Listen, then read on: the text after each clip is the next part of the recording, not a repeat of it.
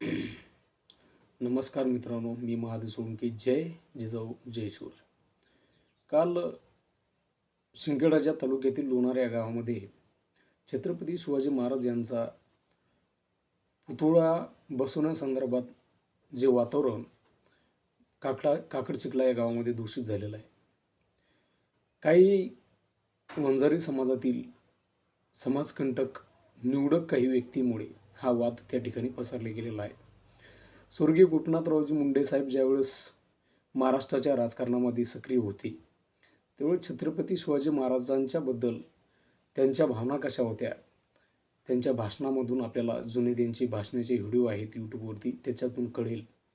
मुंडे साहेब, विलासराव देशमुख साहेब, प्रमोदजी महाजन साहेब असे काही थोर नेते होऊन गेले या महाराष्ट्राच्या भूमीमध्ये. त्या नेत्यांचे विचार कसे होते आणि हल्लीच्या पिढीमध्ये, या काळामध्ये वंजारी समाज बांधवांचे, सर्वच समाज बांधवांचे असे खराब विचार आहे असे मी म्हणणार नाही, पण प्रत्येक गावामध्ये असे काही टवाळखोर व्यक्ती असतात ज्यांचे विचार हे टोटल निगेटिव्ह आहे.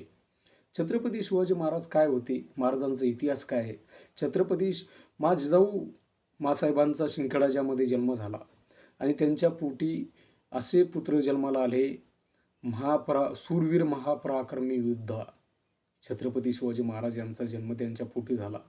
जिजाऊने संस्कार त्यांच्यावरती असे केले की त्यांनी 18 पगड जातीला समाज बांधवांना सोबत घेऊन जे लोक हिंदुत्वाला धोकादायक होते अशा लोकांना संपवून अफजल खान, औरंगजेब या क्रूर लोकांच्या सोबत संघर्ष करून त्यांनी आपला महाराष्ट्र हा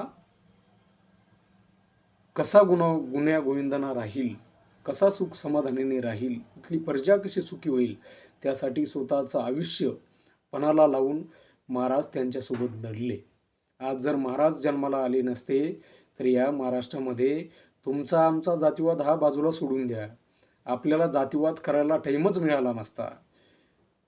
या महाराष्ट्रामध्ये महाराजांचे आणि मुंडे साहेबांचे, भगवान बाबाचे अनेक थोर वीर महापुरुषांचे पुतळे न ठेवता या महाराष्ट्रामध्ये अफजल खान, औरंगजेब अशा या क्रूर लोकांचे पुतळे या महाराष्ट्रामध्ये दिसले असते. महाराजांचा जन्म या महाराष्ट्रामध्ये झाला म्हणून आपल्याला सर्वांना ह्या गोष्टी करता येतात आणि त्याच एका वीर महापुरुष योद्धा महाराज छत्रपती शिवाजी महाराज त्यांच्या पुतळ्याला विरोध करणं हे कितपत योग्य आहे हे स्वतः त्यांनी तपासावं. जय